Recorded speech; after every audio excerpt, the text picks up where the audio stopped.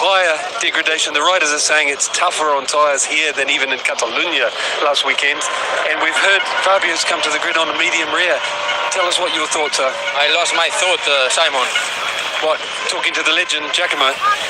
No, anyway, it's not easy, and they know they have to really manage the tire degradation. Here is very demanding, you know, there are many corners on the left, it's very hot. Track improved from Friday to yesterday, but we checked, the tire degradation looks quite similar between hard and medium. How the medium behave looks like a bit better than the hard. And in this moment, even though he said that the last decision will be taken on the grid, I think is more than enough. Tell us, from what I saw, Fabio didn't look comfortable. He didn't look happy every time he used the hard rear. Is that part of the decision? Yesterday in the FP4, he did a good run with the hard, and then he went on the medium. Honestly, the best lap he did was on the hard. But he said overall, the feeling, the behavior of the bike with the medium was a bit more smooth, and he didn't feel any drop, even though we didn't do all the race distance. This morning we finished, and it's still the decision more on the medium side. I think in a couple of minutes we will know. But anyway, I trust on him, in his feeling, and also the technician basically we are supporting his feeling, let's say. Good luck, Mayo, because he looked one of the two strongest riders here so far this weekend. Best of luck. Thank you. Yeah, thanks Simon, thanks to Maya Maragali. Well, they just about seemed convinced with that medium rear time, maybe even a last minute decision for Fabio Quartararo, but he has looked more comfortable and confident on that rear tyre. Will he maybe even try and do what he did last time out in Barcelona, get the whole shot and then be really aggressive? He was almost 3 seconds clear by the end of lap 3, wasn't he?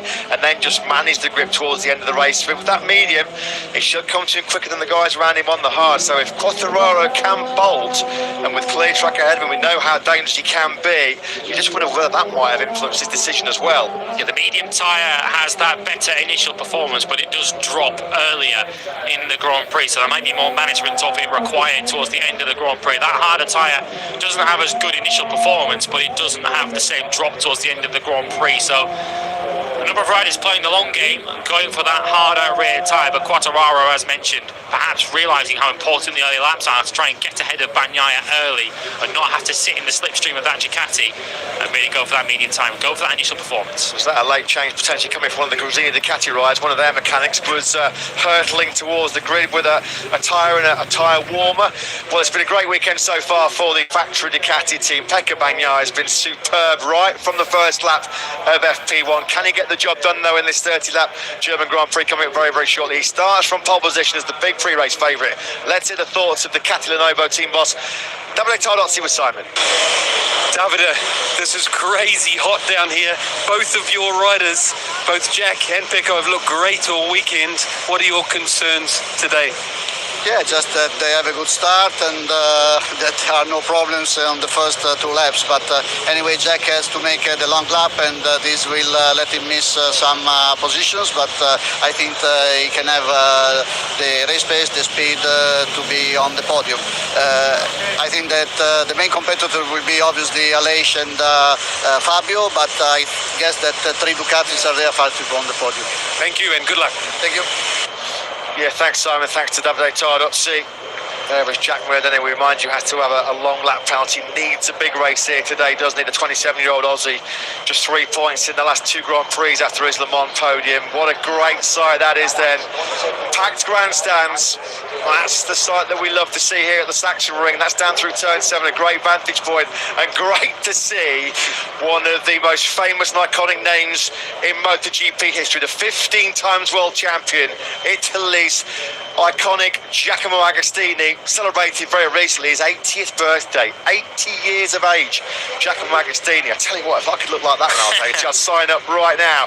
Still looking fit as a fiddle, and great to see him here, still very much part of the MotoGP MotoGP World Championship family. Now then, how many times have we talked since FP1 here on Friday about the importance, the significant part that Michelin's tyres will play in this Grand Prix? Fabio Quartararo, we know, or we think he's going for that medium rear tyre. Let's hear the pre-race impressions of Michelin Motorsport manager Piero Taramasso with Simon. Piero, we saw Fabio's looking at least at the medium, considering it. It's really hot. I'd love to know exactly what's